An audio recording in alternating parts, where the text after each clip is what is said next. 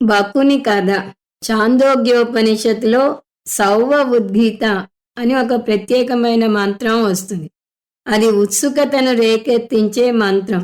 స్వ అంటే సునకం లేదా కుక్క. సౌవ ఉద్గీత అంటే కుక్క చెప్పిన సామ మంత్రం. అంత ముందు అధ్యాయాల్లో ఉద్గీత అంటే సామ అవయవభూత ఓంకారం అని వస్తుంది. కానీ ఈ మంత్రంలో ఉద్గీత అంటే సామ మంత్రం అని అర్థం వస్తుంది. కాబట్టి సౌవ ఉద్గీత అంటే కుక్క చెప్పిన సామ మంత్రం. కుక్కలు అంటే మామూలు కుక్కలు కాదు, ఋషులు అంటున్నారు శంకరుల వారు. సామవేద శిష్యుడిని దీవించటానికి కుక్క రూపంలో వచ్చిన ఋషులుగా తీసుకోవాలి. దీనికి ఇంకో భాష సునక రూపంలో వచ్చిన ప్రాణదేవత. ఈ సామ మంత్రంలో అన్న సమృద్ధి కోసం చేసే ప్రార్థన వస్తుంది. అంత ముందు ఖండాల్లో ఉషస్థి అనే ఋషి కరువు కాటకాలను ఎదుర్కోవటం, అన్నం కోసం 2 నియమాలను ఉల్లంఘించి ఎంగిలి భోజనం చేయటం, మిగిలిపోయిన అన్నాన్ని తినటం చూస్తాము.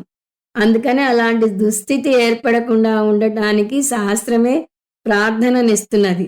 అన్నం సమృద్ధిగా దొరుకుగాక, నేను హితవుగా తినగలుగుగాక. ఇది ఈ ప్రార్థన సారాంశం. ఈ మంత్రంలో బకుడు అనే శిష్యుడు ఉన్నాడు. అతనికి దాల్భ్యుడు, గ్లావుడు, మైత్రేయుడు అన్న పేర్లు కూడా ఉన్నాయి. అతను సామవేద అధ్యయనానికి వెళ్తుంటే దోవలో తెల్ల కుక్క కనపడింది. నమస్యభ్య స్వపతిభ్యశ్చవో నమః అని రుద్రంలో వస్తుంది. అంటే కుక్కకు, కుక్క యజమానికి నమస్కారం. ఈ తెల్ల కుక్క ఋషి లేదా ప్రాణదేవత అని చూసాం. ఎందుకు వచ్చింది? బకుడు చేసే సామగానం చూసి తృప్తి చెంది వచ్చింది.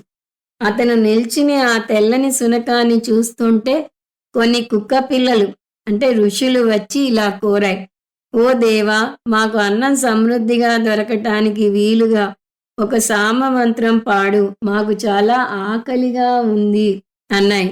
తెల్ల కుక్క, ఇది అనువైన సమయం కాదు, రేపొద్దున్న ఇక్కడికే రండి, అప్పుడు పాడతాను అంది. శంకరాచార్యులు దీని నుంచి ఒక విశ్లేషణ ఇస్తున్నారు. సామ మంత్రం ఎప్పుడు పడితే అప్పుడు పాడకూడదని, పొద్దున్న పూటే పాడాలన్న విధిని సూచిస్తున్నది శాస్త్రం అంటున్నారు. ఎందుకు? ఇక్కడ ఆవాహన చేసే దేవతల్లో సూర్యదేవత ముఖ్యం. సూర్యుడు పదానికి ఒక అర్థం అన్నదాత, ఇంకో పేరు వాజిని. వాజినీవ సమృద్ధమస్మి అని వస్తుంది.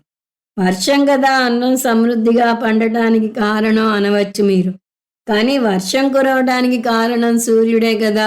తసామ్యహమహం వర్షం నిగృహ్ణామ్యుత్సృజామిచ అని గీతలో కూడా వస్తుంది.